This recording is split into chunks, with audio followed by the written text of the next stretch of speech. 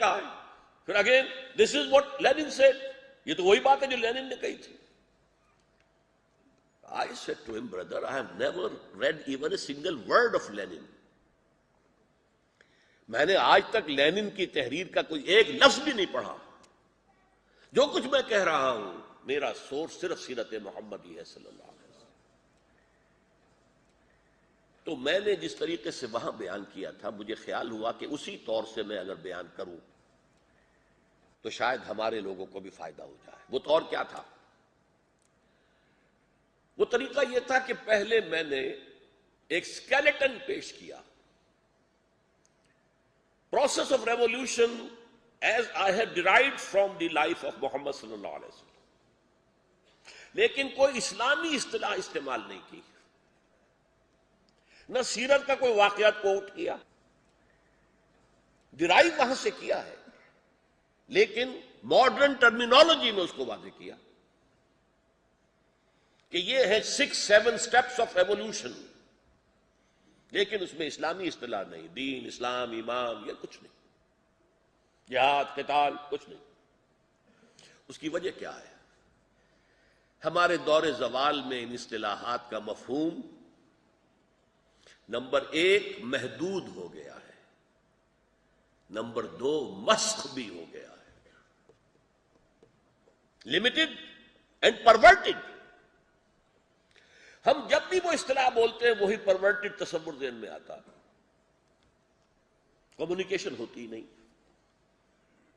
لہذا اگر ان اصطلاحات کو ہٹا کر بات کی جائے اور جدید ٹرمینالوجی میں بات کی جائے تو لوگوں کی سمجھ میں وہ اسکیلیٹن آ جائے. پہلے خاکہ, اس خاکے میں پھر سیرت النبی کا اور قرآن اور حدیث کی اصطلاحات کا اور واقعات کا رنگ بھر دیجیے. تو میں آج اسی انداز میں آپ کے سامنے 6 or 7 steps of a revolutionary process as derived from the seerah and life of Muhammad sallallahu alaihi wasallam پیش کر رہا ہوں. دیکھیے, نمبر 1, ہر انقلاب کی پہلی ضرورت ایک انقلابی نظریہ, انقلابی فلسفہ ہوتا ہے. انقلابی نظریہ, انقلابی فلسفہ کس کو کہیں گے؟ جو ایگزسٹنگ سسٹم ہے, پولیٹیکو سوشو اکنامک سسٹم, اس کی جڑوں پر تیشہ بن کر گرے, تب تو وہ انقلابی نظریہ ہے. ورنہ واز ہے, سرمن ہے, جب تک کہ کاٹ نہیں ہے اس کے اندر, سیاسی نظام کو کاٹتا ہو, معاشی نظام کو کاٹتا ہو, سماجی نظام کو کاٹتا ہو, یہ کاٹ اگر نہیں ہے تو وہ انقلابی نہیں ہے, تو واز ہے, سرمن. اچھا, یہ جو نظریہ ہے ریولوشنری آئیڈیالوجی, اس کو پہلی شرط تو میں نے بیان کر دی کہ وہ ایگزسٹنگ سسٹم کے اوپر تیشہ بن کر گرے. دوسری شرط کیا ہے؟ اگر تو وہ نئی آئیڈیالوجی ہے, نیا فلسفہ ہے, تو معاملہ آسان ہے. وہ اپنی اصطلاحات خود وضع کرے گا اور ان اصطلاحات کے معنی خود معین کرے گا. اگر وہ کوئی پرانی آئیڈیالوجی ہے تو اسے اب ری انٹرپریٹ کرنا پڑے گا ان دی کرنٹ ایڈیم, جو زمانے کا رواج ہے جس میں کہ لوگ سمجھ رہے ہیں بات کو, کمیونیکیشن ہوتی ہے. And at the level of the consciousness of the time, وقت میں جو شعور ہے ہمارے دور کا, جو ذہنی اور فکری جو سطح ہے, اس سطح پر بات کرنی ہے. تو number 1, first prerequisite revolutionary ideology which must cut at the roots of the existing political socio-economic system. It should either be new or if old, it has to be reinterpreted. اس کی وضاحت جدید اصطلاحات میں اور وقت کی علمی سطح پر کی جائے, پھر اس کو پھیلایا جائے, عام کیا جائے. پھیلانے کے لیے جو ذرائع ابلاغ میسر ہے استعمال کیجیے. پہلے کبھی صرف سٹریٹ پریچنگ کے علاوہ اور کچھ نہیں تھا, یا کوئی بازار لگا ہوا, بازار میں جا کے لوگوں کو جمع کر کے کوئی بات کہہ دی, یا لوگوں کو کھانے پر بلایا, ان سے کوئی بات کر لی, بس. اب جلسے ہو سکتے ہیں, کتابیں لکھی جا سکتی ہیں, means of communication, electronic media, print media, سب کو استعمال کیجیے. Whatever means of communication are available to you, use them. یہ پہلا اسٹیپ ہو گیا. دوسرا اسٹیپ، اب جو لوگ اس نظریے کو حقیقتاً قبول کریں انہیں آرگنائز کریں، منظم کریں. یہ تنظیم کی بھی دو شرطیں ہیں. نمبر ایک، it has to be very discipline, بڑی مضبوط ڈسپلن والی تنظیم ہونی چاہیے. اس لیے کہ جب مقابلہ پیش آئے گا، انقلاب کو ختم، اس کو نظام کو ختم کرنے کے لیے آپ میدان میں آئیں گے، تو وہ جو نظام کے علمبردار بیٹھے ہوئے ہیں، جن کے مفادات ہیں، ویسٹڈ انٹرسٹ ہیں، جو رعایت یافتہ طبقات ہیں، وہ آئیں گے آپ کا سر کچلنے کے لیے. نظام کوہنا کے پاس مانو یہ معرض انقلاب میں ہے. Come and gird up your loins, protect your interest, مارو انہیں. تب آپ کو ایک فوجی ڈسپلن کی ضرورت ہوگی.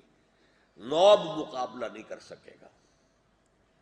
سو the party has to be disciplined of listen and obey. سنو اور اطاعت کرو. جو ہمارے ہاں عام محاورے میں فوج کا ڈسپلن ہوتا ہے، لسن اینڈ اوبے، نو کوسچننگ. ہاں ویسے کوئی اجلاس ہو رہا ہو، کوشچن کرنے کی اجازت ہو جائے، لیکن جب میدان میں ہے تو جو حکم دے دیا گیا، there is nothing to، there is not to reason why، there is what to do and die. اور نمبر دو، اس تنظیم میں لوگوں کی حیثیت کا تعین اس اعتبار سے نہیں ہونا چاہیے کہ یہ برہمن ہے تو اونچا ہے، یہ شودر ہو تو نیچا ہے. اگر یہ ہے تو پھر یہ انقلابی تنظیم نہیں ہے. انقلابی تنظیم میں ہر شخص کی ڈیپتھ آف کمٹمنٹ، اس کا کتنا اس تحریک کے ساتھ وفاداری کا کیا عالم ہے، این اماؤنٹ آف سیکریفائس، اس نے کتنی قربانی دی ہے، اس کی بنیاد پر مقام معین ہونا چاہیے. ایک شودر ہو سکتا ہے کمیونسٹ پارٹی میں اوپر چلا جائے اور برہمن نیچے رہ جائے. اب مجھے واقعات سیرت کے یاد آ رہے ہیں میرے دماغ میں، لیکن میں روک رہا ہوں. میں ابھی چاہتا ہوں وہ اسکیلیٹن جو ہے وہ پہلے وہ واضح ہو جائے. پہلا اسٹیپ، ایک revolutionary ideology which must cut at the roots of the existing political socio-economic system. اب اس کو پھیلانا ہے، عام کرنا ہے. دوسرا سٹیپ، جو لوگ مان لیں، تسلیم کر لیں کہ ہاں یہ ٹھیک ہے، ہم قبول کرتے ہیں، انہیں آرگنائز کرنا ہے. آرگنائزیشن ڈسپلنڈ، اور اس میں لوگوں کے مرتبے کا تعین، ان کی قربانیوں، ڈیتھ آف کمٹمنٹ اور amount of sacrifice. Previous society میں جو بھی ہیں، جیسے میں نے مثال دی برہمن اونچا ہے، شودر نیچا ہے، یہ اگر کہیں ریفلیکشن ہو رہی ہے کمیونسٹ پارٹی آف انڈیا میں بھی، تو پھر وہ انقلابی پارٹی نہیں. وہاں تو ہو سکتا ہے کہ کوئی شودر اونچا ہو جائے، برہمن نیچے رہ جائے. نمبر 3، اب ان لوگوں کو ٹرین کرنا ہے، تیار کرنا ہے. تیاری کے جو مختلف پہلو ہیں ان میں نوٹ کیجئے. ایک تو یہ کوشش کرنی چاہیے کہ جو انقلابی نظریہ ہے وہ ان کے ذہنوں سے ایک لہجے کے لیے بھی اوجھل نہ ہونے پائے. اسی پر تو دارا مدار ہے. اگر وہ انقلابی نظریہ ذہن میں ہے تو آپ میں عمل کا جذبہ بھی رہے گا. وہ مدھم پڑ گیا تو آپ بھی بیٹھ جائیں گے. To keep it fresh in their minds, number 1.